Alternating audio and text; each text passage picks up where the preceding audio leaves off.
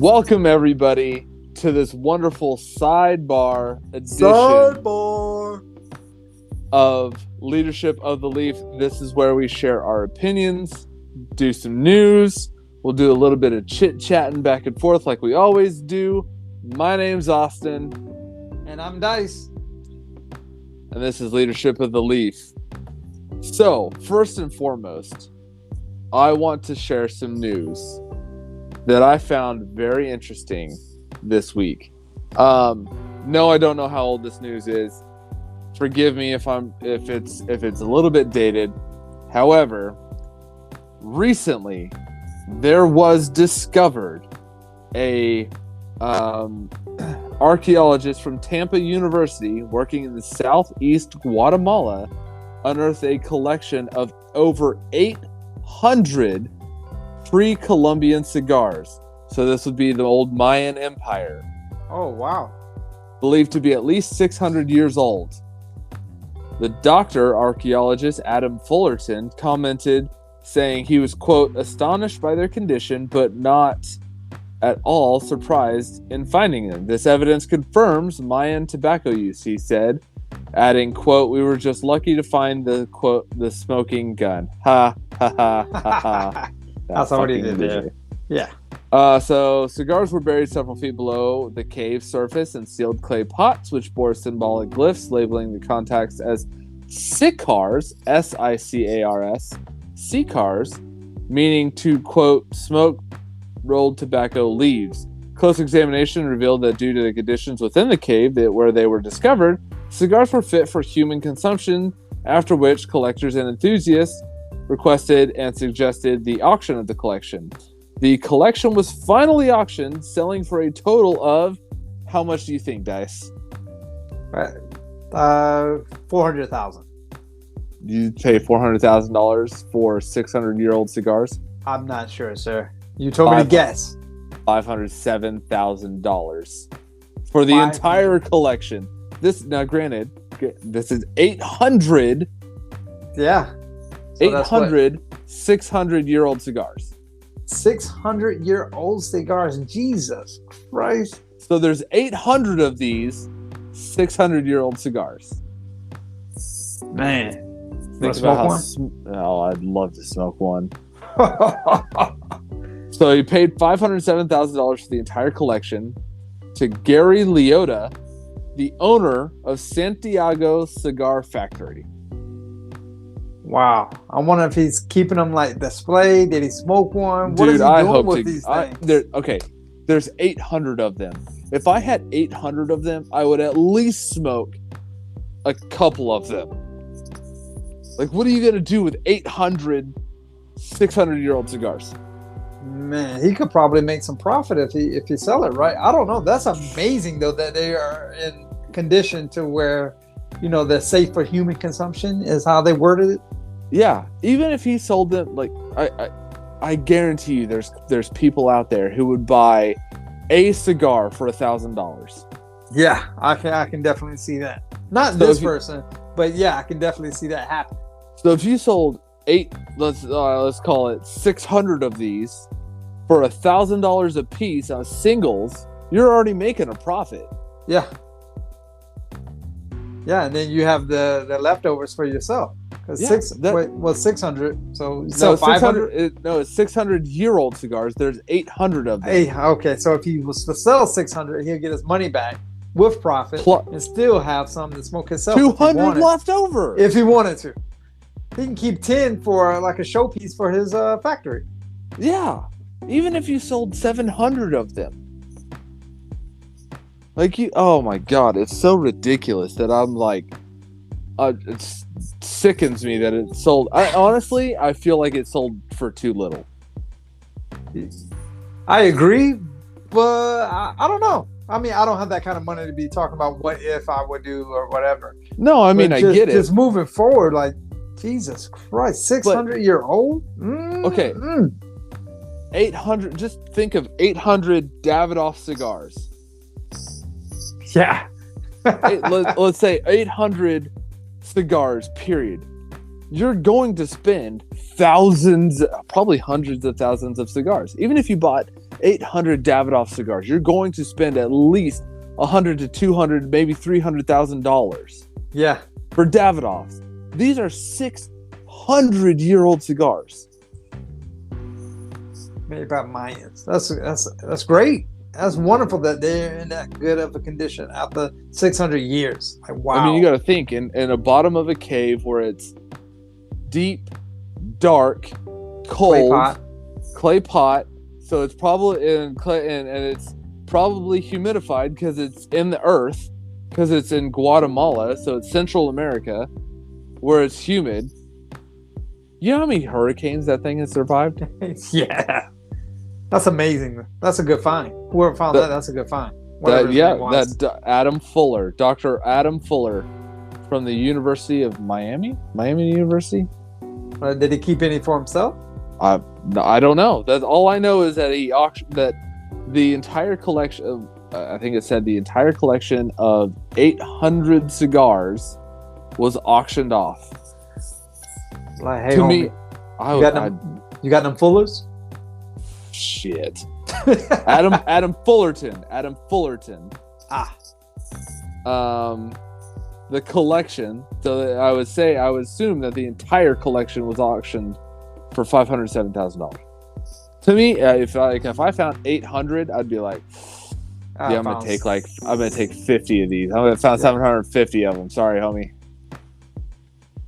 Can I get the clay pot that they were in? Shit, that probably is gonna pop up an auction, and it's probably gonna sell for like $300,000. Jiminy Christmas. That was 500. That was great news to share. That was in April of 2012. Oh, Tampa University. All right. So it's a little bit old news, but still, like, that's a lot of moolah to pay for 800 cigars. Man, I know you had great news to share. I get that. Did we introduce ourselves? I'm Dice. Yeah, we did, right? Yes. The news was so phenomenal. I just like, wow. I struck you. Yeah, just fucked up the whole show. You want to start over? No. We'll continue where we're at. I guess the next question would be, what are you smoking? Because I know you're not smoking one of them. Jesus, man. A Fullerton. A C-car. A C-car. I am smoking an American Viking Obrigado first edition. It's delicious. It is what used to be considered the house brand of the cigarsdaily.com. They've made it into an actual brand of American Viking cigars, and it is absolutely just delicious. And that's why they made it a brand. Big facts. And I am pairing that with one of my favorite single pot stills 12-year-old Irish whiskeys, Redbreast. Oh, yes, phenomenal drink, sir. I love this whiskey so much. Oh, what about you, my friend? What are you smoking? Well, I'm not sure when this aired, but I know Hurricane Ian has went through. Ian, how you pronounce it? Ian. And he has wreaked havoc on Mr. Rocky Patel's factory. So sad to see. It's in Tampa. So I'm smoking in his honor. I'm smoking an LB1. Rocky Patel's LB1. Okay, fair enough. I do know that in Cuba, Ian actually went through Cuba, of course, because it hits that before it hits Florida almost every single time. And it destroyed a cigar factory. I'm trying to remember which one it did, but it destroyed several cigar factories in Cuba. So be aware that if you enjoy cigars of Cuba, then there's a potential for them to be limited here soon. And they lost some cigars. Yeah, unfortunate. That's very unfortunate. Super unfortunate. I'm pretty sure it wreaked havoc at probably some of all of them to a certain extent. Yeah. You know, unfortunately, this is the fact of life, and all the cigars that we love are made in Central America for the most part. There's American-based companies here and there, but a lot of them are from Nicaragua, Guatemala, Ecuador, stuff like that. So they are prone to hurricanes when the hurricanes come through. So just be aware of that. But what else? What else we got? I know there's more news out there. All right. J.C. Newman. You was talking about some old cigars. J.C. Newman. They got their hands on a case of 116-year-old Costa Rica cigars. Ooh. And when they found them, they were in remarkable preserved conditions, and I think they're keeping them. I wonder if they're going to put it up. So if I remember right, J.C. Newman is making their old Miami factory into more of a like museum. Yeah. And so I wonder if they're going to put them on display out there in that museum. I would think they are, because they didn't mention anything about auctioning them or actually put them up for sale or anything. So I'm very confident that they're just going to keep them for themselves. That'd be interesting. I do know that Dunbarton Tobacco and Trust, old Steve Saka himself, has recently added Uniflame in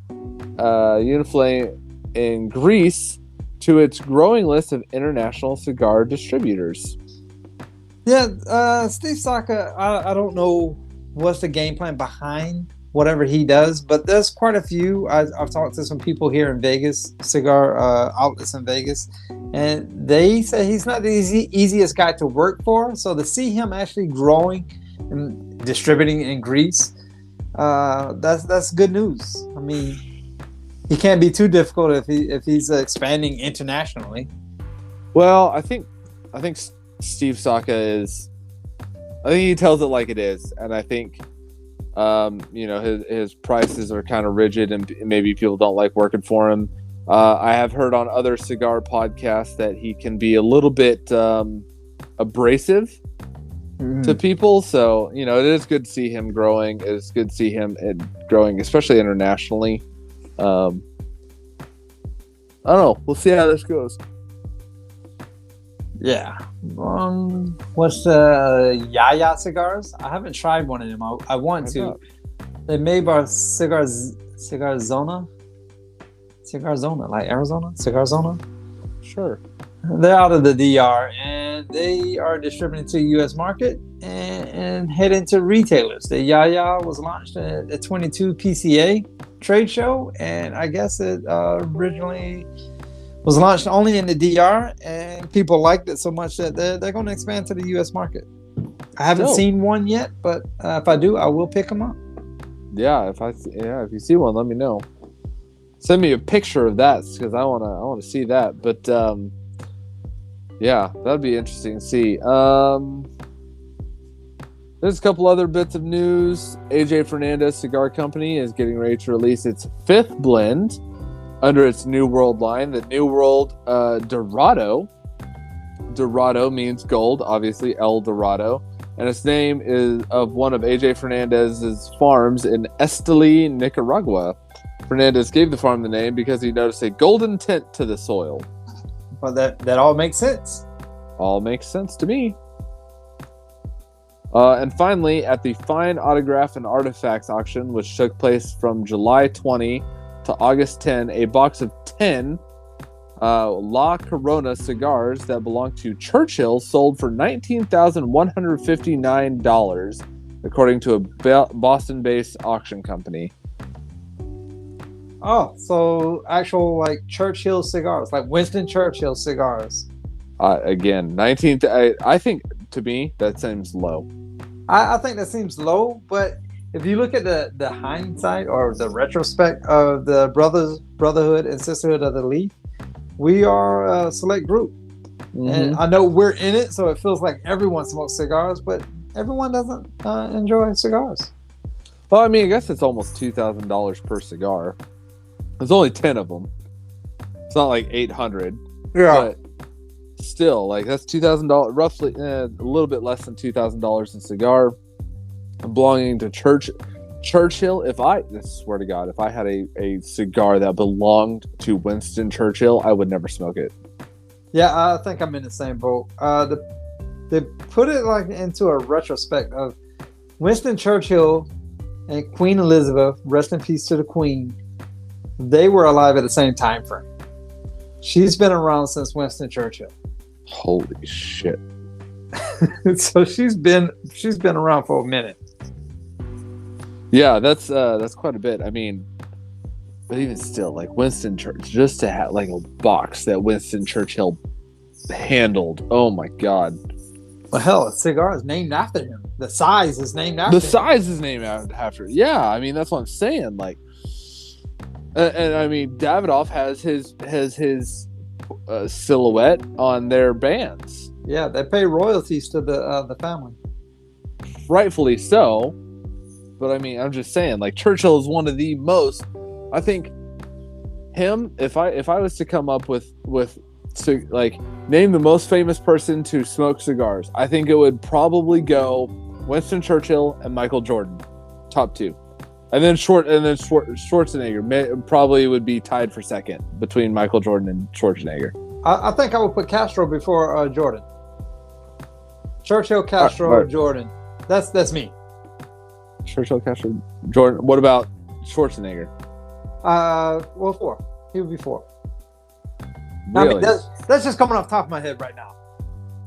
Castro is more famous for smoking cigars than Schwarzenegger or Jordan.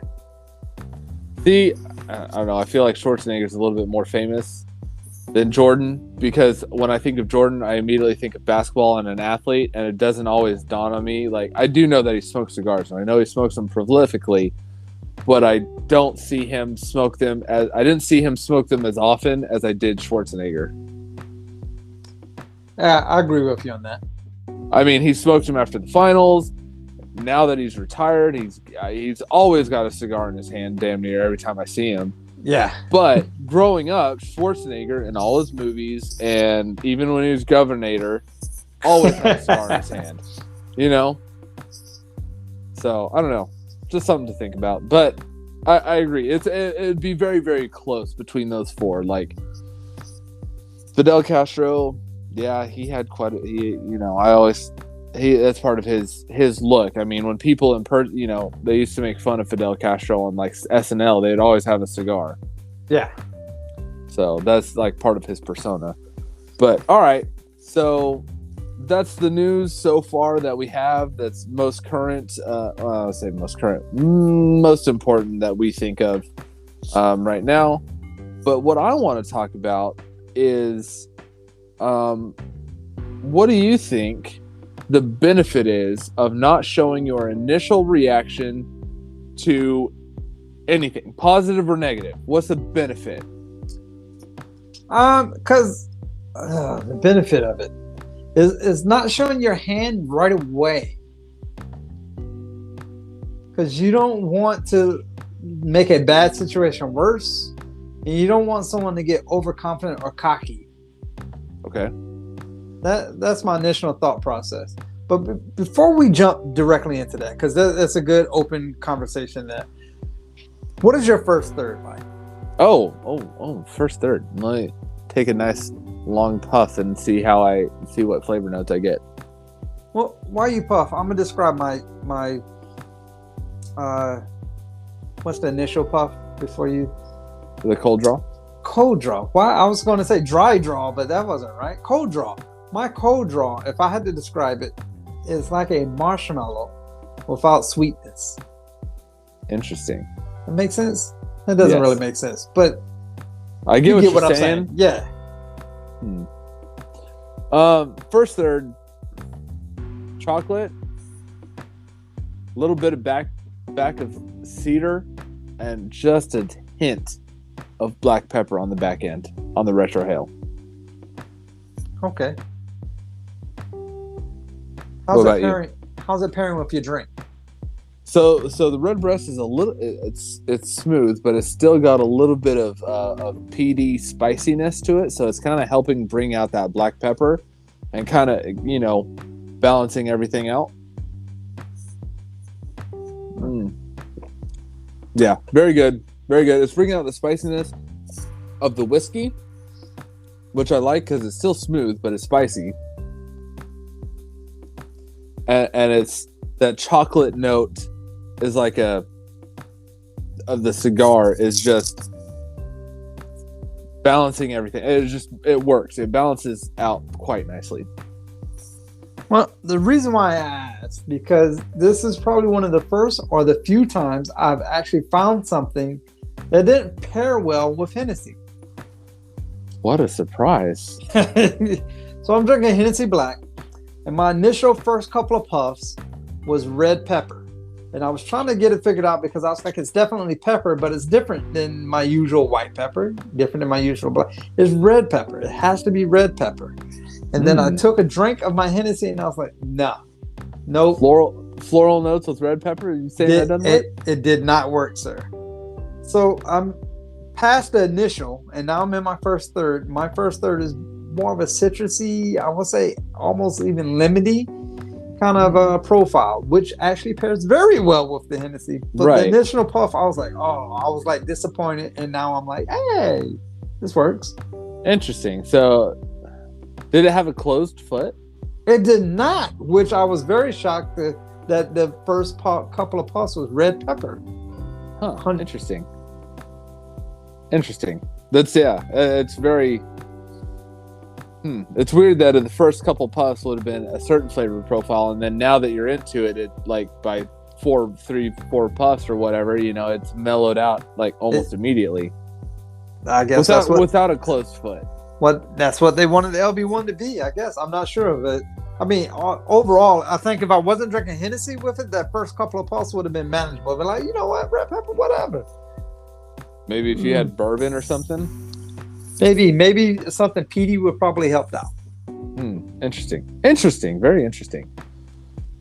But all right, so benefits of not showing your initial hand. You think it doesn't show your initial hand. You don't make a bad situation worse, or you keep someone from coming overconfident. The way I look at this is when I go into a negotiation with somebody. Like, let's say I'm negotiating for a used car. If somebody comes back and says, we're selling the car for, X amount of dollars, and I'm like, I'm sitting here thinking that that's a great price, I'm like, okay. So is that a price that you're married to? Because then I want them to sit there and think like, oh, is this not a good enough price? Maybe I need to drop it a little bit more. Something like that. But if it's an exorbitant amount, like it's like, hey, I just went to I talked to a dealer today, and I damn near my jaw hit the floor. I swear to God. I asked him what the price was this car for, and I was like, I was expecting one price, and I'll just be honest. I went in for a Tesla Model X. It was a 90D, and it was a 2020, and I was like, okay, it's 2020. It's okay. It's got some miles on it. The 2020s are known to have issues. So I was like, all right, maybe they'll sell it for like 70,000 or whatever. No, this dude comes back. It's like, hey, I found the price of that car. And I was like, okay, cool. I was going to test drive it just to see if I liked it. So then I could look at other cars. And he goes, yeah, we're selling for $97,000. And I was, and I about laughed in his face. I was like, you've got to be fucking kidding me. This is the price you're giving.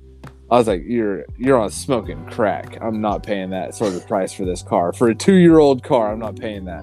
When you initially said that, the number popped in my head was 1,000K.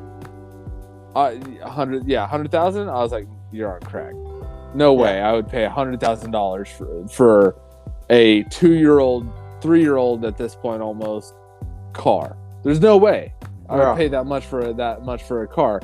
When a new one, I could price a new one for the same thing for $115. I was like, so you're knocking off $18,000 on this price for 3 years? You're fucking out of your mind. But I didn't want to show my hand, so I just kept my mouth shut, and I was like, oh, okay, so you guys are pretty married to that price then, I guess. And he's like, yeah, there's not really a lot of wiggle room. We know what we got. And I was like, oh, okay, do you? I was like, all right, well, and I didn't get to end up driving the car. It went into service, because they had just got it in like the day before, and so it went into service so they could check it out, so they could so we could test drive it, make sure it was safe and everything else. But I was just like, I walked out the door and I said, hey, you know what? I appreciate the opportunity. I said, let me know whenever it's available for test drive. We'll see if we can come back for it. And I walked out the door and I looked at the wife and I said, he's smoking fucking crack. If he thinks he knows what he has. I was like, he's out of his ever-loving mind. And she just kind of laughed at me and she's like, well, she's like, they know what they got. And I was like, yeah, right. I just kind of laughed at the whole situation. Like, it's just ridiculous.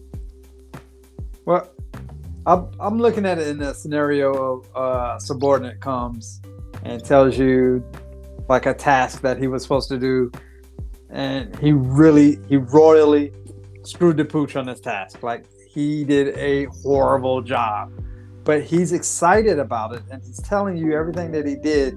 And if you show your initial reaction of disgust, like, oh my God, you fucking suck at life reaction, you're going to kill any kind of motivation that gentleman had or girl has in that situation, because you can just tell that that person tried their best. They did absolutely the best they can do with what they have at hand. And if you show the reaction of you suck at life, you will totally crush that person. 100%. They wouldn't want to come to you anymore. They wouldn't want to share their accolades. They just probably avoid you if you was to show that, hey, you suck. I can't believe you did that reaction. Yeah, I mean, I see that, but I also think that there's a time and a place to sit there and show that, like, what the fuck do you think do you think this was a good fucking job? Like, because if there's somebody who is, I'll say this is somebody who's known for doing a good job, and they come share you with your accolades and you're disgusted by the work and you're like, Jesus, dude, like a monkey could have done better than this. Like, sometimes it's warranted to be like, and you're proud of this fact? This the best you can do? Yeah, like, so I mean, I feel like there's a time and place to say, hey, like, to show your initial reaction of being like, you fucking suck, like, this is stupid. But there's also the definite benefit of being like, okay, and just kind of being like, kind of digesting it, and they're like, well, aren't you proud of me? Yes, I'm proud that you think you did a good job. Yeah. Well, it's like when the teacher asks a question and someone blurts out the wrong answer, she doesn't be like, that's completely fucking wrong, you loser. You don't know shit. You didn't study. And more common than not, the teacher would be like, okay, that's a good answer, but there's better ones out there. Is there anyone else? Yeah. And that's, I mean, obviously that's the right way to handle it, most likely. But I feel like there's also times where there's just the chance to be like, my kid goes to the potty by himself for the first time, and he sprays the entire seat in piss or whatever. It's like, hey bud, good job. Like, I don't want to sit there and be like, fuck dude, thanks, now I gotta clean your entire fucking toilet because you can't aim like a loser Bob or whatever. But like, like, hey, good job, man. Like, I get that. That's one thing. But like, there's also that time where somebody's known for doing good work and they turn in a half-assed thing. You almost kind of go, are you okay? Is everything good in your life right now? I give you an example. I just had a guy, in my line of work, we have to do performance reports every year, and normally it's the individual's responsibility to kind of like say what they did that year and kind of help fill it out for the supervisor, and the supervisor will then go back and maybe church it up a little bit for the higher ups, but then kind of rate that person individually. And this person turned into me what I thought was I was like, dude, are you serious? This is like kindergartner work. and so I pulled him aside. I was like, hey, dude, are you okay? And he's like, not really. And I was like, okay, so what's going on? And he's like, oh, my grandpa just died. Oh, okay, your grandpa just died. Thank God I didn't just sit there and be like, you fucking loser, how dare you turn this piece of shit into me? You know, I kind of just took that chance to kind of go, this is interesting work. Are you okay? You know, because I know something is wrong. Yeah, because you know your people. I get that. And in the same note, someone comes to you and they're all like hunky-dory and cocky about everything they did. You don't want to like overpraise them. Right. Like, you know, there's also the aspect of like, if you have a shithead and they're like, they finally did what they were supposed to do, you don't want to sit there and be like, holy shit, I'm so fucking proud of you for finally doing what you're supposed to do. Yeah. You want to go, hey, all right, man, hey, good job. Let's this is some solid work. Let's make it like this from now on. Let's build on this. Yeah, this is your new standard. Perfect. Because then it draws the line in the sand, and if they cross back over that line, then you can be like, hey, wait. Hey, remember when we did this and this and this? Yeah. Hey, remember when you filled this out like flawlessly and everything? Oh yeah. Why isn't it like that again? You could kind of build on that, and it's definitely not showing all the cards in your hand. And sometimes it's a good thing. Some of the best advice I got from my dad, I was asking him advice on marriage. Now, granted, my dad has been divorced, but I was talking to him and I was like, hey, how am I supposed to, know what's right, know what's wrong? He said, you kind of feel it out, you kind of get it. But one of the key aspects I think that I messed up on was I told your mom, his ex-wife, everything I was thinking.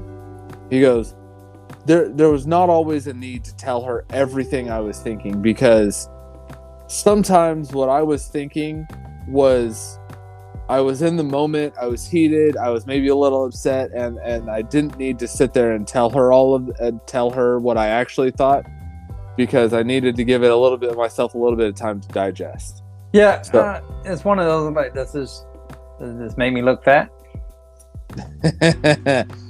Yes. When my pregnant wife asked me, does this make me look fat? You never say yes. It's one of those situations you don't want to give your initial reaction like, fuck yeah. Liar Liar taught me that the best, I think. That movie with Jim Carrey. He's like, when your mom was pregnant with you, she asked me if she looked fat, and I was like, honey, no, you're beautiful, you're glowing, it's amazing, you look great. If I told mommy she looked like a cow, it would have hurt her feelings. And I'm like, yeah, you don't want to sit there and be like, hey, baby, you put on a few pounds, baby, you might want to cut back on those fucking carbs. So your initial reaction, you want to smooth it out and kind of feel the situation before you actually react. Like if you reacted to that situation with the gentleman and his grandfather just passed, then you probably would have put him in a spiral of fucking depression. Yeah, and he comes to me quite often. He's one of the guys that he told me, he's like, hey, I look to you as a mentor. And I was like, hey, man, I really appreciate that. So if I had been like, what the fuck are you thinking, turning this shit into me? It's not even halfway decent. I would have lost him. He would have lost a lot of respect for me. And there's times where I've put my foot in my mouth. I'm nowhere near perfect. I've sat there and been like, hey, what the fuck do you think you're doing? Where are you going? And somebody's like, oh, my mom just died. And I'm like, oh, fuck, I'm sorry. I'm an idiot. Are you okay? Yeah, I'm like, hey, and I acknowledge that. And the thing that I think is the biggest important is like, I acknowledged when I fucked up, and I'm like, hey, I'm sorry. Like, I was joking around with you. I was trying to make lighthearted situation. Didn't realize that you were going through some stuff. Are you okay? Like, do you need to talk to anybody? Like, let's. Hey, are you okay? Are you doing okay? Do you have a plan to go back to see them? whatever the case is, you know, and I try to smooth that over. But there's always those times where I'm like, fuck, I wish I wouldn't have said that. Yeah, you can't take that initial reaction back. No, words are like toothpaste. You can't put that shit back in the tube.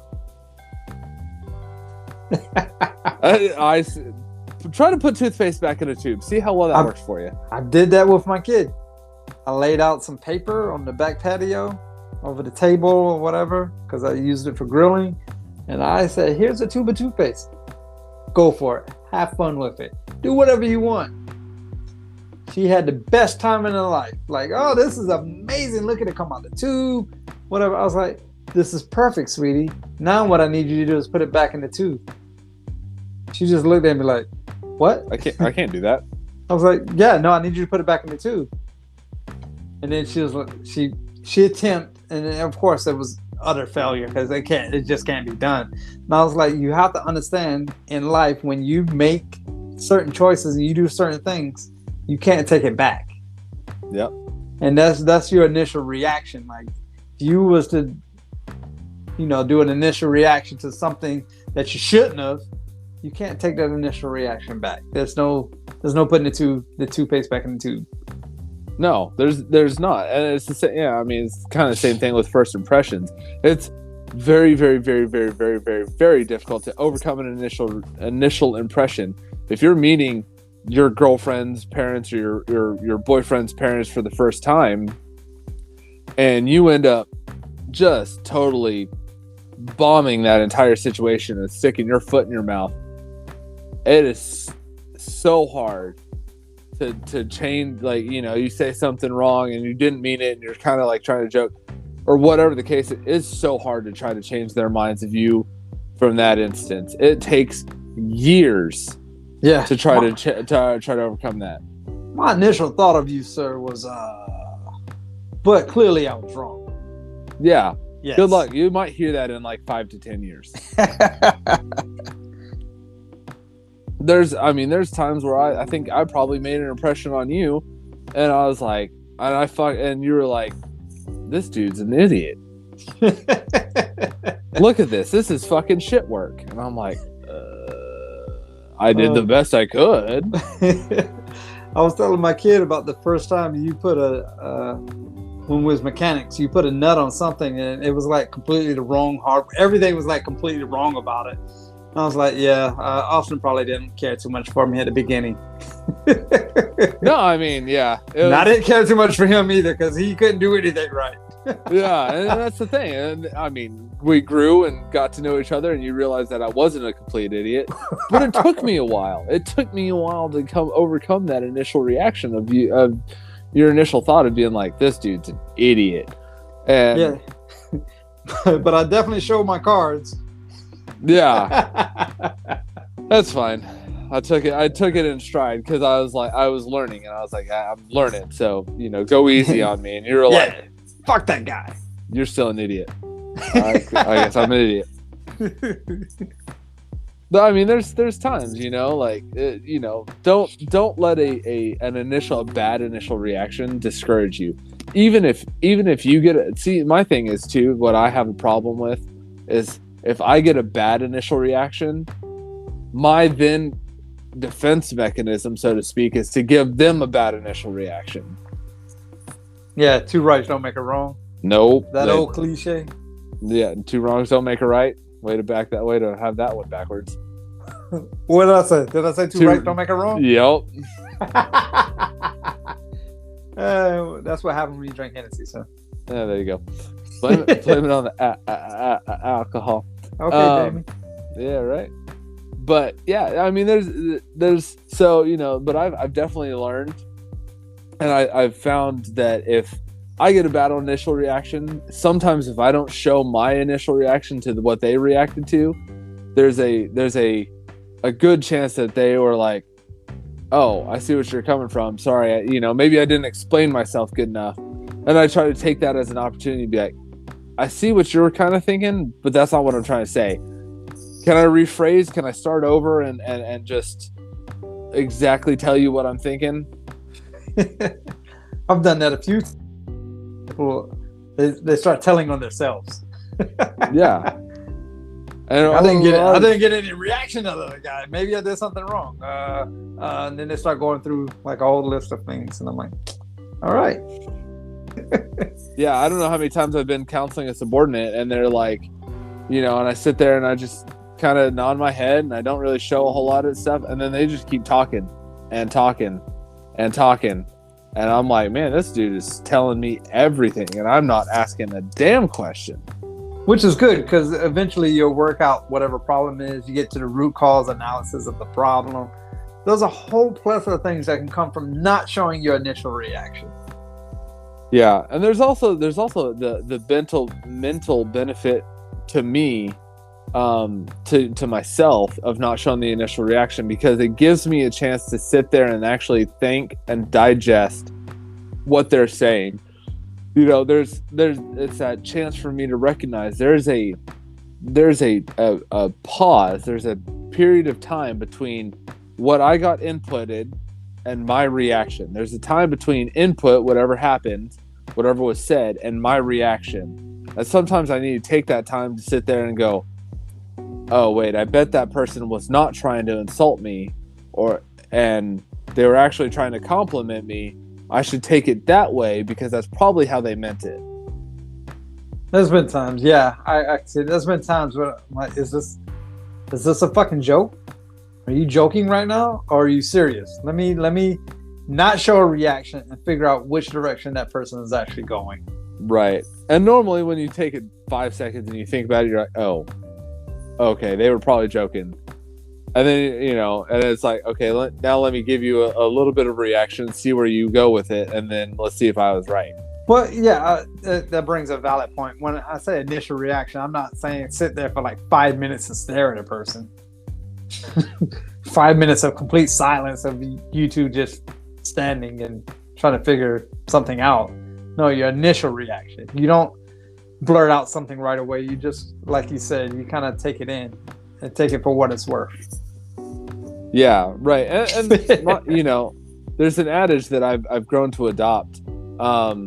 Especially when I think somebody's insulting me. Offense is not given, it's taken. And so when I'm like thinking I'm like, dude, this guy's giving me offense. Like I'm offended right now. And I'm like, hold on. Is there another way to take this? And then, maybe I'm like, maybe this is what they're meaning. And so then I try to go, so just so I'm understanding, and I paraphrase it in the nicer way. And they're like, yeah. And I'm like, okay, cool. Just making sure, because my initial thought was this. And they're like, oh, no, that's not at all how I meant that. Okay, cool. Just want to make sure we're on the same page. Yeah, I'm glad I didn't react on my initial thought then. Yeah, like, somebody's like, hey, man, you get a little stocky there. And I'm like, are you meaning that I'm looking good, like I've been working out, or are you thinking I'm fat? Fat. And they're like, oh no, I think I'm trying to say, like, you look like you've been going to the gym. You put on some pounds of muscle and stuff. Oh, okay, thank you. I have been going to the gym. I at first thought when you said stocky, like I almost took that as like you were saying I was fat. And he was like, oh, no, that's not what I meant. I meant like stocky, like built, like you look like you've been going to the gym. Oh, okay, cool. Thank you for that. No, I appreciate that. Yeah, I haven't been going to the gym. Something like that, and you're like, oh, okay, cool. And there's a lot of times where I say something, and my wife she'll respond, and she's like, I can't believe you said that. And I'm like, what are you talking about? Like I was complimenting you. And she's like, well, that's not how I took it. And I'm like, my bad. I did not make myself clear. Let me rephrase. Oh, yeah, okay, that makes sense. No, I appreciate that. Okay, cool. Like we're on the same page. All right, good.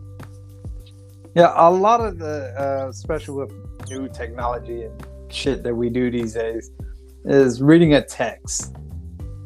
You ever read a text from someone and you're like, why the fuck would they say that?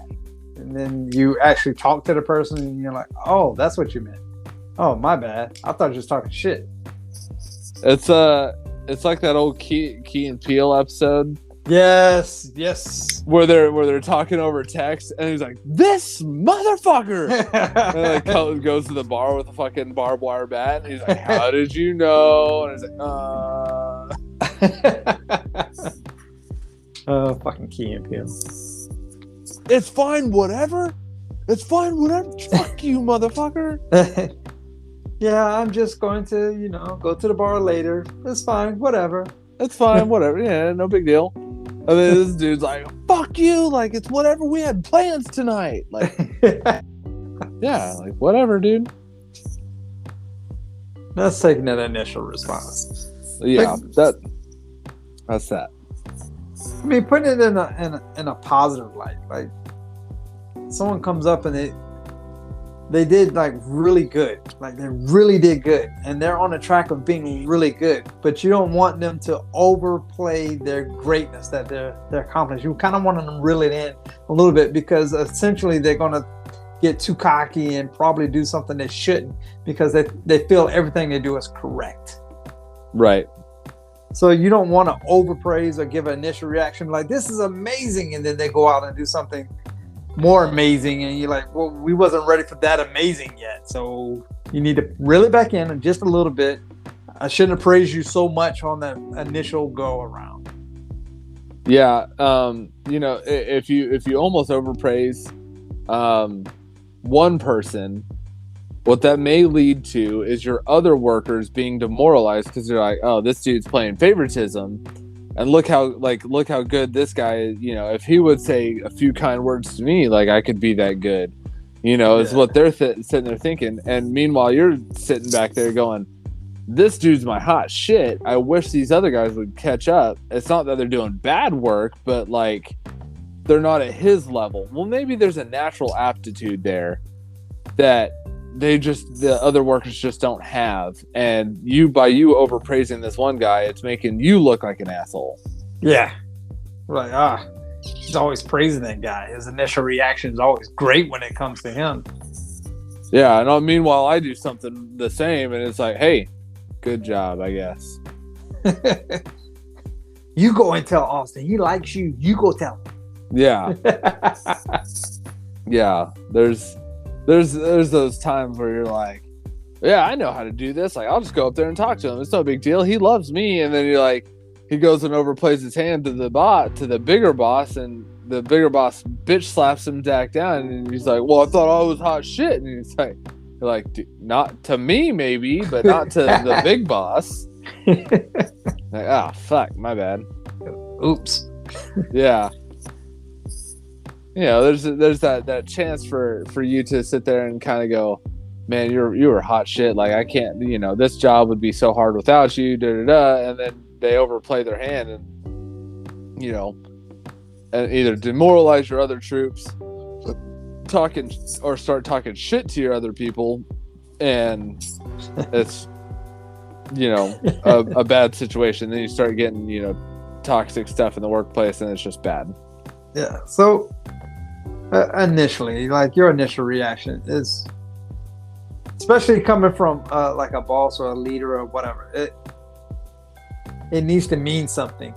So I generally hold off on my initial reaction before I take any steps moving forward, because I want to make sure that the whole team is moving in the right direction. Right. Not just one person. Not just one, the whole team. Yes. And you work for me before. Many people work for me before, and they know that I don't just go out and say good job every fucking time you do something. Mm-hmm. Yeah. I mean, there's, you look at let's call a football team or a basketball team, and somebody makes a good play. That coach might tell that person, hey, good job, and look at the other players and go, you guys were awesome too. Way to pull the defense this way so that guy can make the play. You guys were just as important of a part as that play as this one dude who actually made the amazing play. Because of what you guys did, he was able to accomplish something great. So we accomplished it together. Yeah. Versus you putting all the onus on that one individual. That's how you get an Antonio Brown type situation. I'm going to just drop my defense next time. Fuck that guy. Yeah, like, fuck that. I don't really need that good of an O-line because that guy will make a play every single time. No, that O-line is the one that created the hole for that guy to make that play.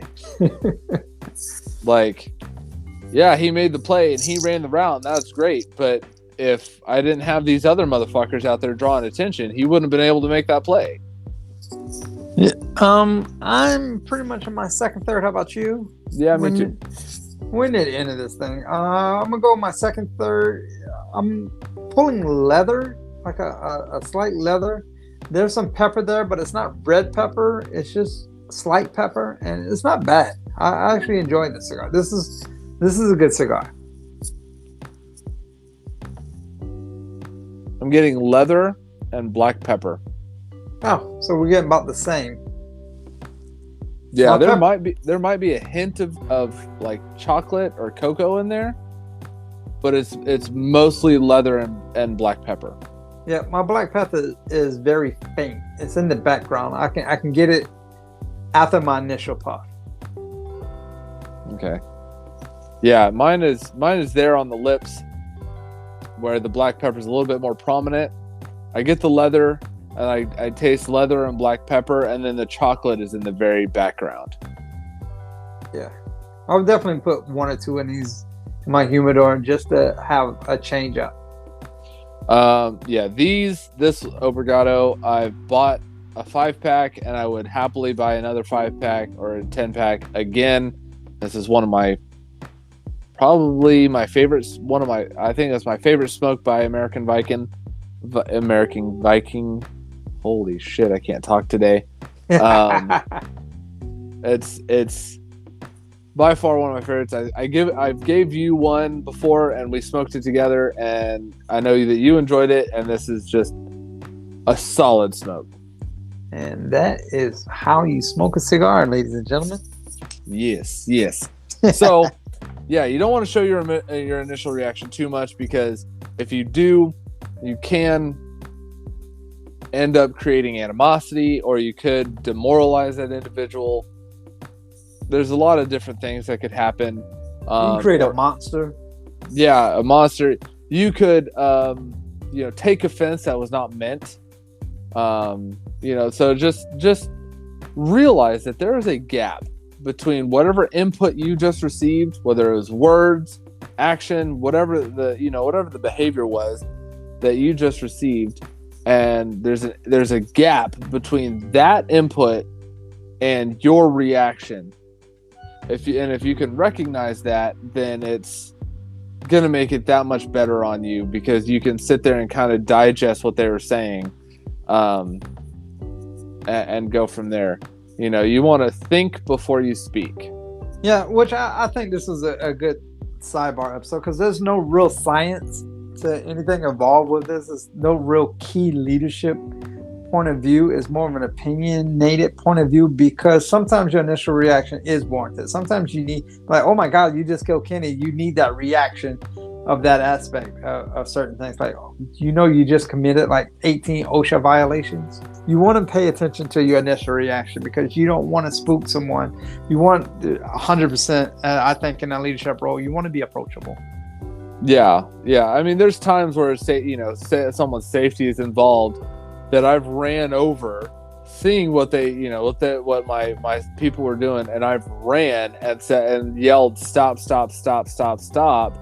What the fuck are you thinking?" And it's usually because there was a safety aspect involved, and I saw it kind of going down badly, and they didn't recognize it, and I'm like, "Stop!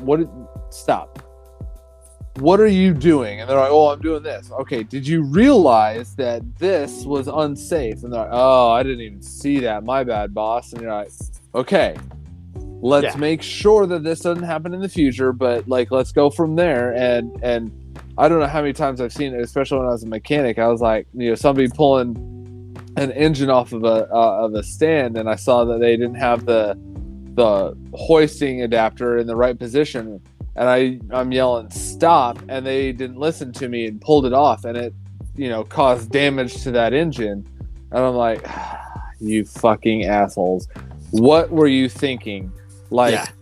And they're like, well, I guess I thought I had it in the right position. Okay, yeah, you thought, but now it's damaged. Now I can't fix this, and now I have to rebuild something. And it's like, it's more annoying, and it's now damaged. And, you know, there's that safety aspect. You could have smashed your hand. You could have had, you know, smashed a foot, a leg, whatever. Or what worse. the fuck were you thinking? Yeah, or worse. And you know, and it's like, oh, my bad. Now we got to fix it. So your initial reaction should warrant the situation. Exactly. But there's other times where I'm like, let me measure my words. Let me think about what you're telling me before I react. Correct.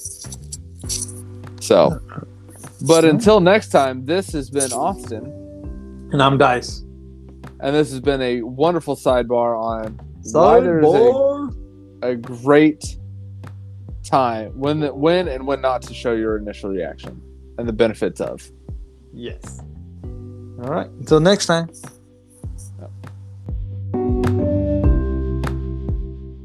Thank you for listening to Leadership of the Leaf. The comments and opinions expressed by the host and guests does not reflect the opinions of those that broadcast this show, nor does it reflect any of our affiliates.